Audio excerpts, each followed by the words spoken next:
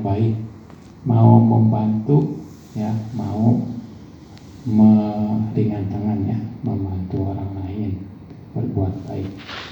Nah, kemudian tidak membeda-bedakan ya, apakah dia berada, tidak membedakan agama, tidak membedakan ras, tidak membedakan suku.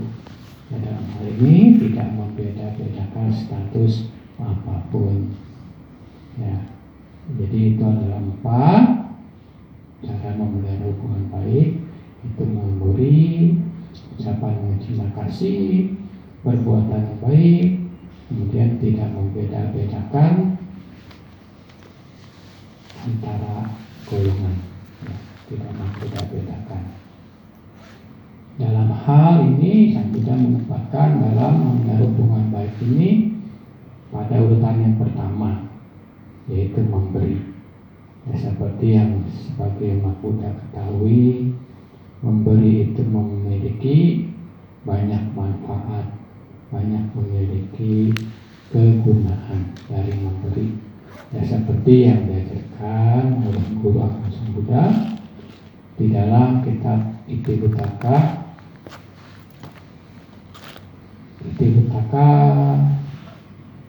pada bait ke-18 dan ke-19 ya. Di situ sudah mengatakan bahwa apabila orang-orang dapat melihat manfaat dari memberi ya, manfaat dari memberi seperti yang aku ketahui, seperti yang Sang Buddha lihat, seperti yang Sang Buddha ketahui, maka mereka akan memberi. Mereka akan meninggalkan noda kepikiran yang ada di dalam batin. Ya, seseorang memberi. Ya, kalau ada makanan, bila ada makanan, seseorang tidak akan memakan sebelum memberi. Ya, meskipun itu suapan terakhir, meskipun itu makanan terakhir, apabila ada orang lain untuk berbagi, maka dia tidak makan sebelum memberi. Jadi manfaat memberi itu sangat besar ya. Jadi kita makan, lihat dulu kita ada yang bisa diberikan orang lain. Kalau ada ya kita memberi. Jadi manfaat memberi itu sangat besar.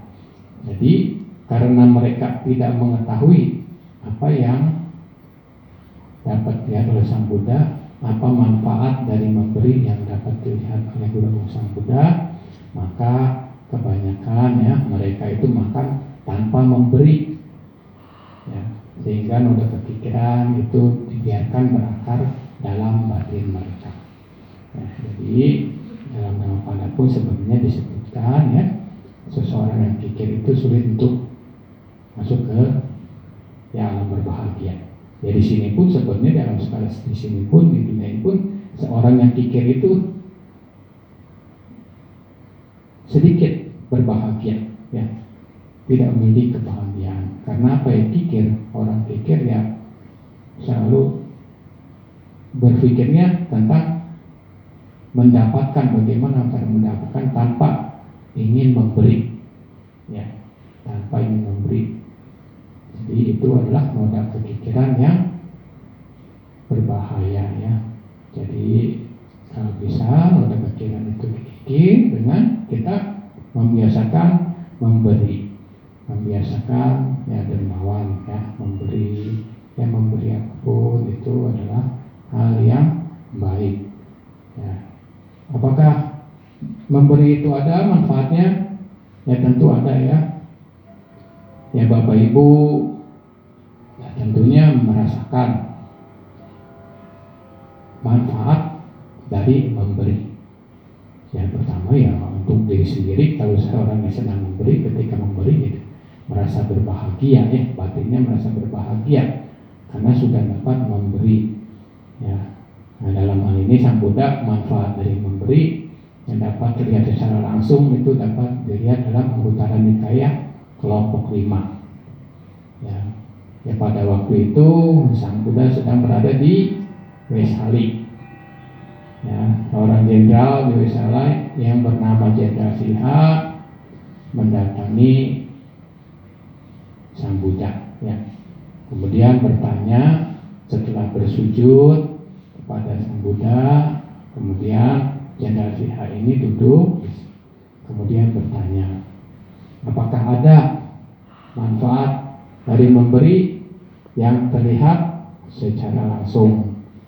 Ya, kemudian Sang Buddha mengatakan bahwa ada manfaat memberi yang dapat terlihat secara langsung. Yang pertama, seorang pemberi, seorang penyumbang, seorang yang dermawan itu akan disukai dan dicintai oleh banyak orang.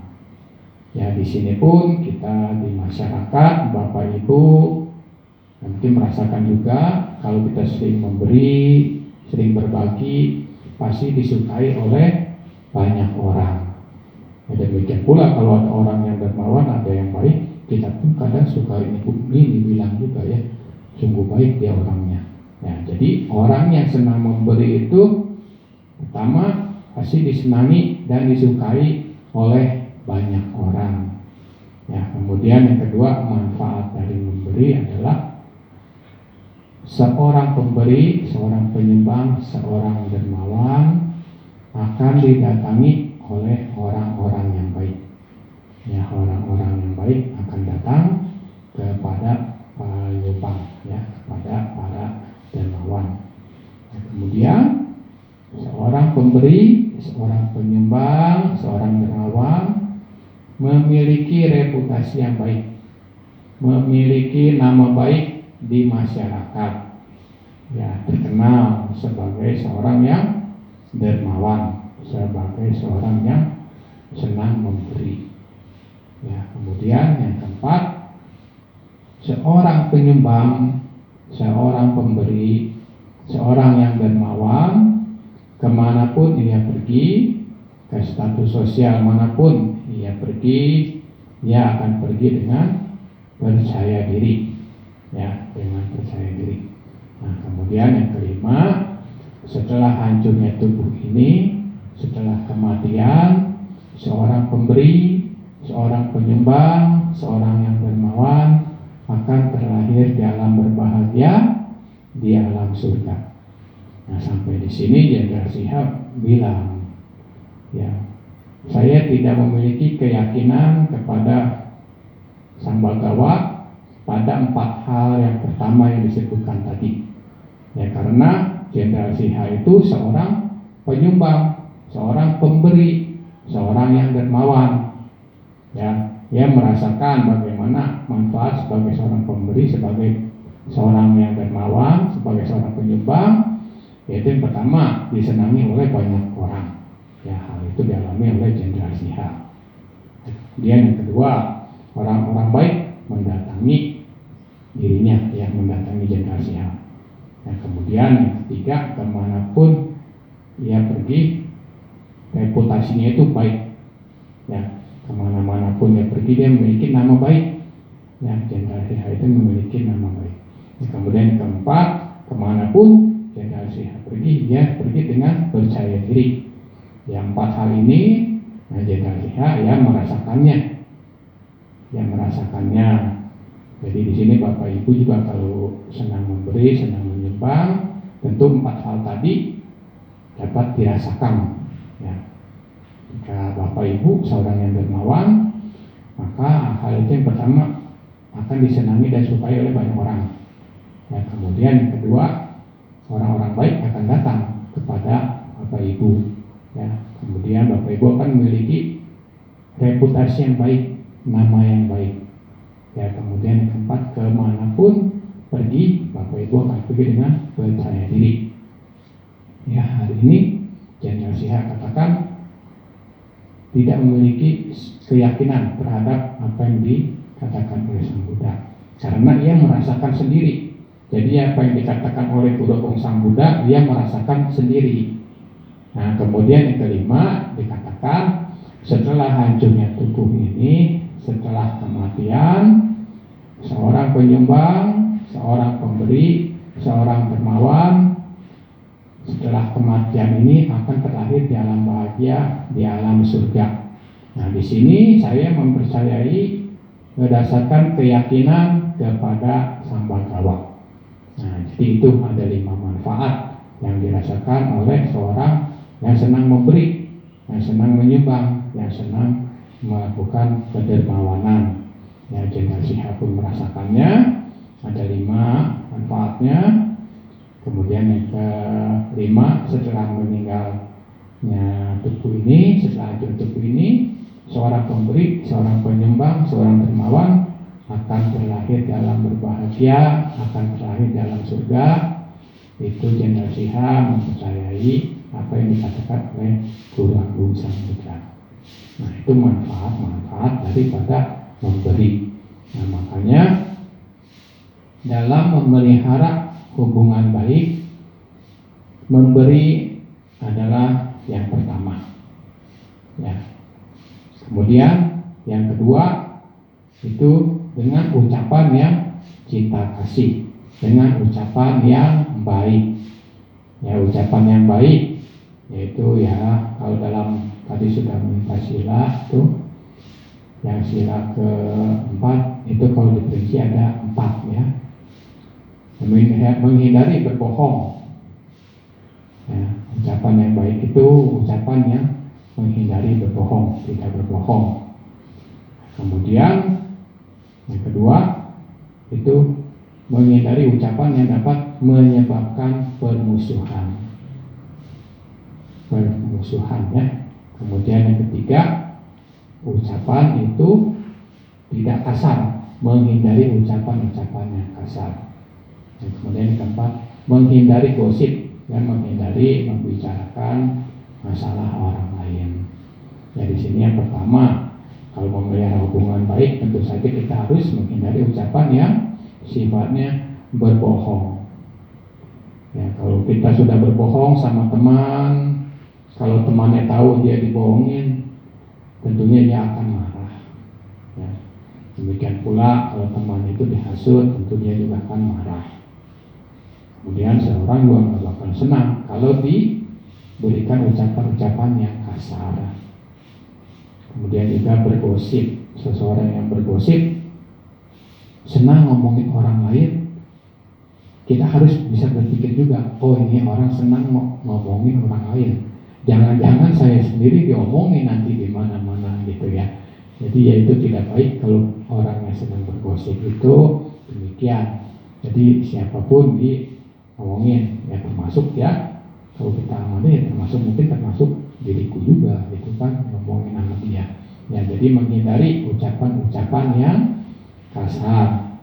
Kemudian yang keempat itu dengan memelihara hubungan baik dengan cara berbuatan yang baik, ya mau membantu, mau menolong, ya kemudian menghindari hal-hal yang kasar, hal-hal yang jahat, menghindari perbuatan-perbuatan kasar. Ya tentu dalam hal pertemanan, seseorang yang kasar tentu akan dijauhi oleh banyak orang. Ya, yang kasar, kejam, bengis, ya tentunya orang akan menjauh, tidak akan mendekati orang seperti itu. Nah, kemudian juga orang itu kalau sering mencuri, ya tentu akan dijauhi oleh orang-orang ya, karena orang itu senang mencuri, senang mengambil barang yang tidak diberikan, ya senang mencuri, dihindari. Jadi menghindari orang yang senang mencuri. Kemudian juga menghindari orang yang senang melakukan tindakan asusila. Ya dalam hal ini ya suami setia terhadap istri, ya istri setia terhadap suami. Ya, demikian pula dalam kehidupan berumah tangga, apabila sudah tahu oh si A ini sudah punya istri, ya jangan diganggu gitu kan. Oh si A ini sudah punya suami, ya jangan diganggu gitu ya. Jadi untuk menghindari perselisihan, menghindari permusuhan di kehidupan pada rumah tangga. Ya, jadi jangan mengganggu, istilahnya jangan mengganggu istri orang, ya, jangan mengganggu suami orang, itu supaya hubungan baik, hubungan pertemanan tetap menjadi harmonis. Ya. Kemudian yang keempat itu tidak membeda-bedakan, ya, tidak membeda-bedakan agama, ras, suku, golongan, ya kasta atau apapun itu. Nah, yang keempat ini tidak membeda-bedakan dalam ajaran Buddha, ya seorang Buddhis, seorang yang mengerti Dhamma, tentu hal ini sudah pasti dilakukan, ya. Karena apa? Karena ya seorang Buddhis, ya seorang yang mengenal Dhamma, seorang yang beragama Buddha, itu kalau berdoa pasti sabbe sattha bhavantu sukhitata. Ya, semoga semua makhluk berbahagia. Ya, semoga semua makhluk berbahagia. Jadi tidak ada yang dibeda-bedakan. Oh, semoga yang berbahagia ini, yang itu tidak berbahagia. Oh, semoga yang berbahagia yang seperti ini, bukan yang seperti itu. Tidak demikian, ya. Kalau dalam doa umat Buddha, ya umat Buddha selalu mendoakan sabbe sattha bhavantu sukhitata. Semoga semua makhluk berbahagia. Ya, tentu saja dengan doa, dengan ucapan seperti ini, hal itu adalah tentunya menghindari ya sifat yang membeda-bedakan. Ya, jadi dengan mengucapkan semoga semua makhluk berbahagia, berarti selain kita tidak membeda-bedakan, berarti kita pun tidak memiliki musuh.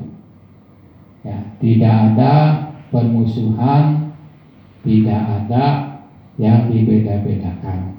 Ya, dalam hal ini kita sebagai makhluk itu sebagai manusia selalu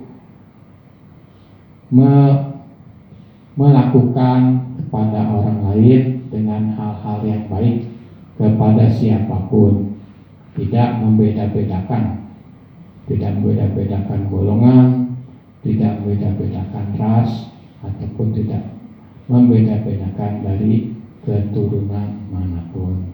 Ya, jadi keempat hal ini yang diajarkan oleh Guru Sang Buddha dalam Anguttara Nikaya 24, cara memelihara hubungan baik, yaitu pertama dengan memberi, ya, karena manfaat memberi itu sangat besar, dapat diterapkan dalam memelihara hubungan baik sebagai poin yang pertama. Ya, kemudian juga ucapan-ucapan yang dilandasi dengan kasih sayang.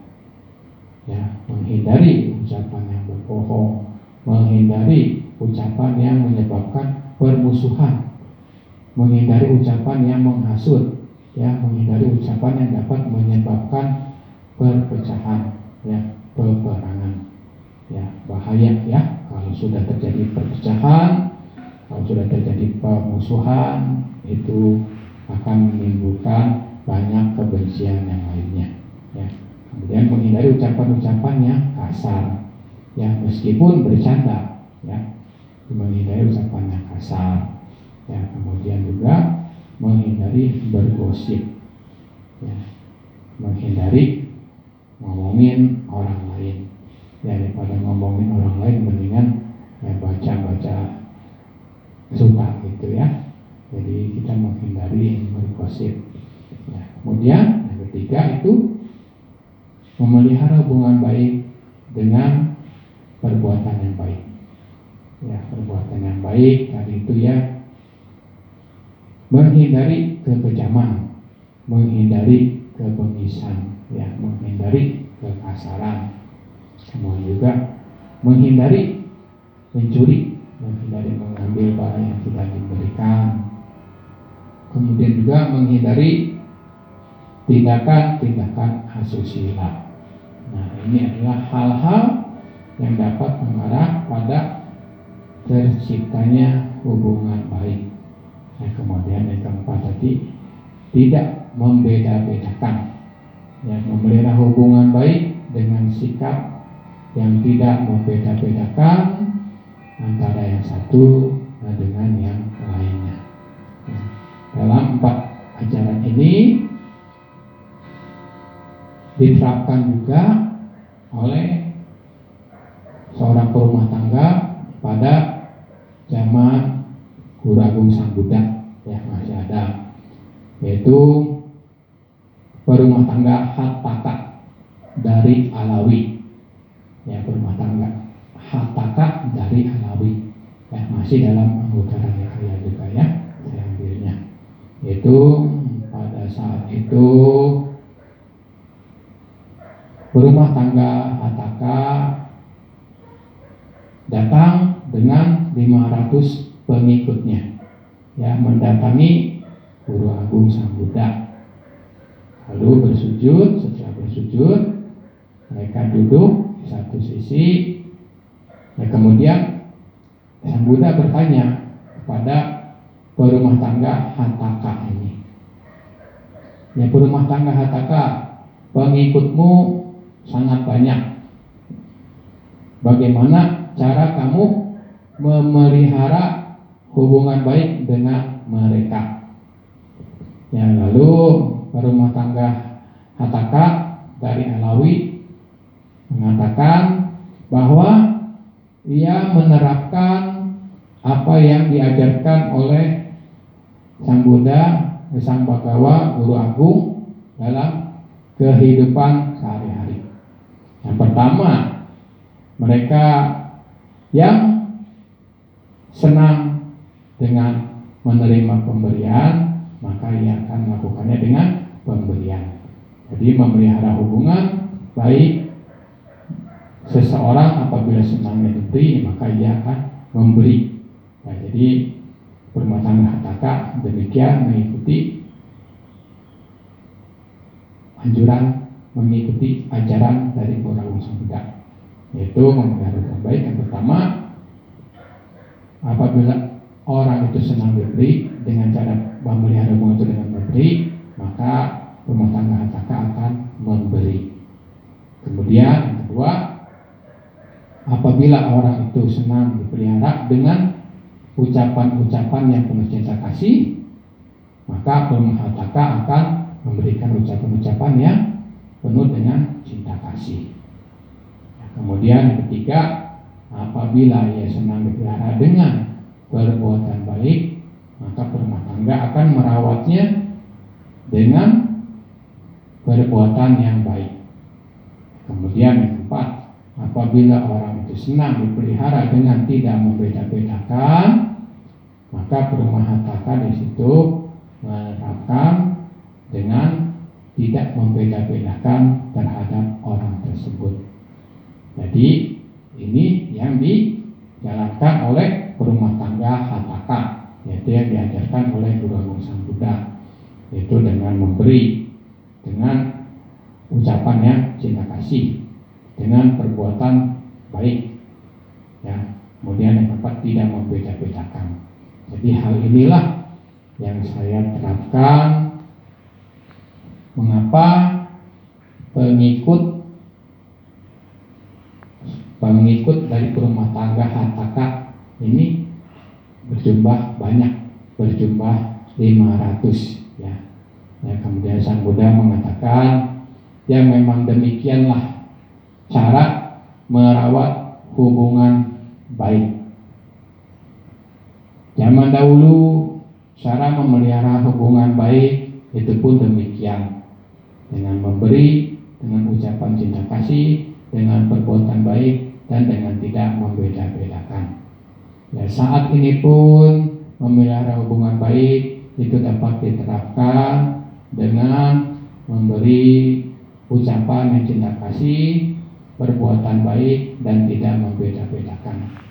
Juga di masa yang akan datang, memelihara hubungan baik dapat dilakukan dengan memberi ucapan yang cinta kasih, perbuatan baik, dan sikap yang tidak membeda-bedakan.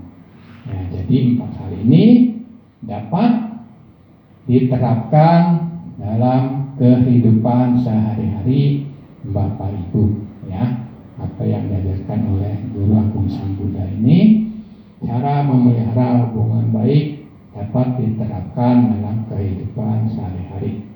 Ya misalkan ya seseorang ya dalam hal ini misalkan dalam suatu organisasi ataupun dalam suatu perusahaan ataupun pada instansi-instansi tertentu, ini adalah suatu hal yang baik untuk memelihara ya hubungan baik dengan orang-orang tertentu.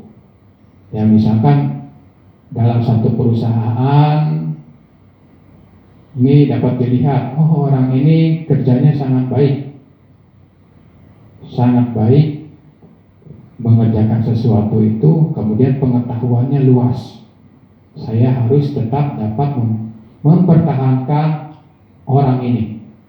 Nah, bagaimana caranya mempertahankan orang ini? Ya tentunya bisa dilihat. Oh, si A ini senangnya kalau diberi. Nah, kemudian, oh si A ini senangnya dengan ucapan-ucapan yang penuh dengan cinta kasih. Atau kemudian, oh si A ini dapat dipertahankan dengan perbuatan yang baik. Oh si A ini dapat dipertahankan dengan tanpa membeda-bedakan. Ya, tidak membeda-bedakan apakah dia berasal dari mana, berasal dari suku apa, berasal dari turunan mana, itu tidak dilihat. Ya, dia senang dengan hal-hal seperti itu, maka hal itu bisa diterapkan dalam kehidupan Bapak Ibu sehari-hari. Ya, sebagai yang misalkan punya perusahaan ataupun punya suatu organisasi, memiliki yayasan, yang 4 hal tadi itu dapat diterapkan. Ya, karena 4 hal ini seperti yang Sang Buddha katakan, itu dilakukan pada masa yang lampau, ya pada saat masa Sang Buddha, dan juga pada saat yang akan datang. Ya seperti saat ini, 4 hal tersebut dapat diterapkan dalam kehidupan sehari-hari. Ya baik itu di rumah, ya baik itu di sekolahan, ya di kampus, ya di kantor, ataupun di kantor-kantor pemerintahan lainnya, ya kantor swasta, kantor pemerintah, serta di organisasi manapun. 4 hal cara memelihara hubungan baik ini ya hendaknya diterapkan untuk tetap memiliki banyak relasi, untuk tetap memiliki banyak pertemanan. Ya, 4 hal tadi ya saya ulangi, 4 hal cara memelihara hubungan baik, yaitu pertama dengan melakukan pemberian, yang kedua dengan ucapan yang penuh cinta kasih, nah kemudian yang ketiga dengan perbuatan baik, mau membantu, mau menolong, ya. Kemudian yang keempat itu sikap yang tidak membeda-bedakan suku, ras, agama. Nah, jadi 4 hal ini sangat baik diterapkan dalam kehidupan sehari-hari Bapak Ibu dan juga saudara-saudari. Ya, demikian yang dapat saya sampaikan.